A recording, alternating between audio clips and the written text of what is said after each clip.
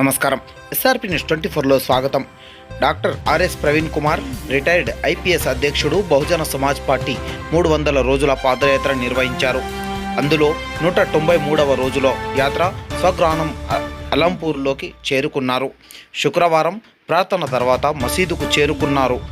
RS Praveen Kumar బాల్య మిత్రుడు ఫైజ్ భాయ్ మాట్లాడుతూ, హాఫీజ్ ఖాన్ ఎమ్మెల్యే కర్నూలు, ఆర్ఎస్ ప్రవీణ్ కుమార్ అంటే నాకు అదే గౌరవం. ఆర్ఎస్ ప్రవీణ్ కుమార్ మసీదు అబ్రార్ హుస్సేన్ ఆజాద్ రాష్ట్ర కన్వీనర్ మైనారిటీలు మరియు మౌలానా షఫీ మసూది రాష్ట్ర కన్వీనర్ మైనారిటీలు. భారత్ సమాజ్ పార్టీ పాల్గొంటే ముస్లింలను కలవండి అంటూ అసదుద్దీన్ ఓవైసీపై డాక్టర్ ఆర్ఎస్ ప్రవీణ్ కుమార్ సంతృప్తిగా సంబరపరిచారు. మరియు చూస్తుండండి ఎస్ఆర్పి న్యూస్ 24. మా ఛానల్ని లైక్ చేయండి, షేర్ చేయండి, సబ్స్క్రైబ్ చేయడం మాత్రం మర్చిపోకండి. చూస్తుండండి ఎస్ఆర్పి న్యూస్ 24. जंग कर रहे हैं तो हम आने वाले दिनों में मुस्लिम कौम को भी अपने आबादी के मुताबिक हम आने वाले चुनाव में टिकट भी देंगे। तो जितना परसेंटेज है उतना परसेंटेज टिकट भी देंगे। और यहाँ के मुसलमानों को भी बहुत सारे समस्या है, वो समस्या के बारे में भी हम ज़रूर आवाज़ उठाएंगे और लड़ाई भी करेंगे।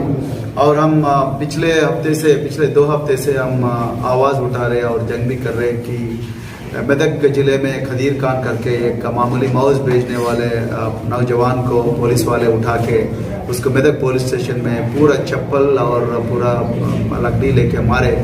उसके वजह से उसका मौत हो गया गांधी हॉस्पिटल में। मगर अभी तक पुलिस वालों के खिलाफ 302 का मुकदमा शुरू नहीं किए और उसका फैमिली को कंपनसेशन भी नहीं दिए। उसका फैमिली को भी मैं मिला हूँ और उसका बच्चों को भी मिला हूँ। बहुत दुखद और गंभीर स्थिति है फैमिली का, उसको कोई देखभाल नहीं कर रहे। और खदीर खान बहुत गरीब खानदान से आता है, मगर कोई पार्टी उसका आवाज़ नहीं उठा रहा है।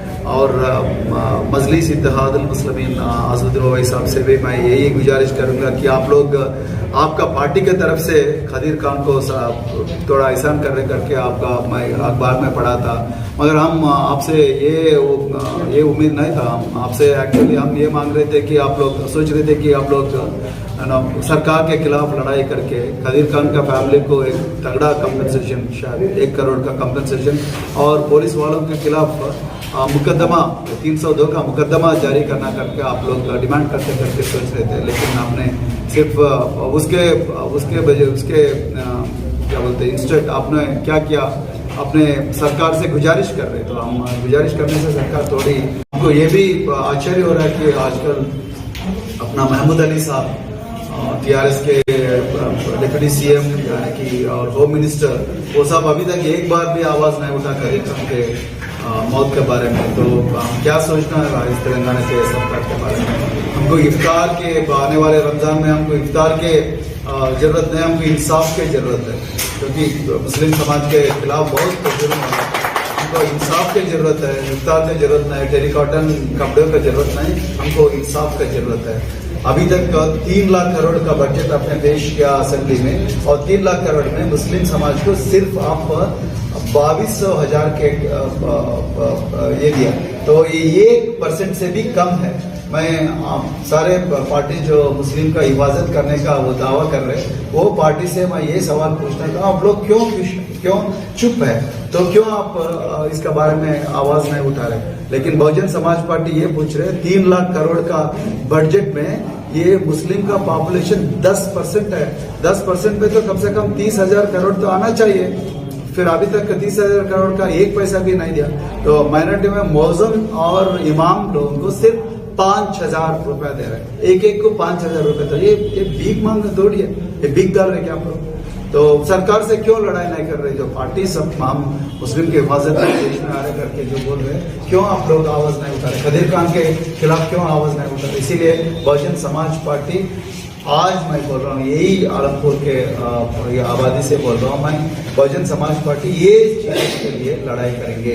वक्फ बोर्ड में 10 लाख करोड़ का प्रॉपर्टीज है, वो 10 लाख करोड़ का प्रॉपर्टी से जो वित्तीय आता है जो इनकम आती है वो इनकम से तेलंगाना में जितने भी पूर गरीब मुस्लिम्स है वो सब लोगों का हिफाजत कर सकते हैं, वो सब लोगों का डेवलपमेंट कर सकते हैं। लेकिन टीआरएस बीजेपी तो बिल्कुल वो साफ बोल रहे हैं, बीजेपी हम तो बुलडोजर लेके तेलंगाना में साफ करेंगे करके बीजेपी बोल रहे हैं, मगर वो बीआरएस जो है बीआरएस चुप बैठी है। कांग्रेस तो पूरा वोटों का तलाश में है, मुस्लिम समाज को वो पूरा ऑलरेडी दबा दिया, तो फिर एक बार चीट करने के लिए कांग्रेस कोशिश कर रही है और बीजेपी तो बुलडोजर लेके आता हूं करके पंडित जैसा बोल रहा है। तो आप लोग आज मुस्लिम समाज सोचना चाहिए कि आप लोग किस तरफ हैं, आप लोग क्यों मैं आप लोगों से यही गुजारिश करूंगा, आप लोग जान से देखिए, आप लोग हकीकत देखिए और कृपया बहुजन समाज पार्टी की तरफ आप लोग आगे बढ़िए और आप बहुजन समाज पार्टी का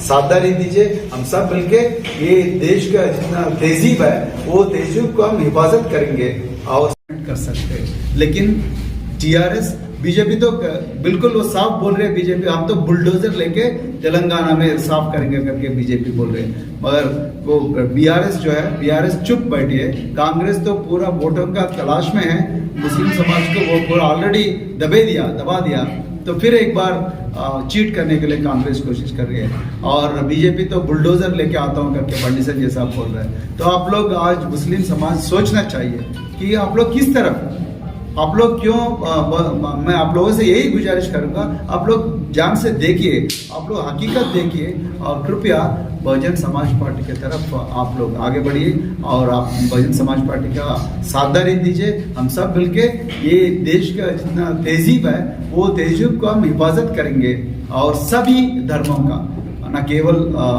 हिंदू, न केवल मुस्लिम, न केवल ईसाई यानी कि क्रिश्चियन, सभी धर्मों का हिफाजत करेंगे। और संविधान जो बाबा साहेब अम्बेडकर का हाथ से द्वारा जो लिखा गया संविधान यानी कि कॉन्स्टिट्यूशन का पूरी तरह हिफाजत करेंगे। अगर हम हाथ नहीं जुड़े तो और हाथ से हाथ हमारे नहीं जुड़े तो आने वाले दिनों में बहुत नुकसान होगी और देश में फिर वही दंगा और फसाद होने वाला है। इसीलिए मैं आप लोगों से और एक बार गुजारिश करूंगा बहुजन समाज पार्टी का समर्थन दें। Thank you very much. जय हिंद, जय भारत।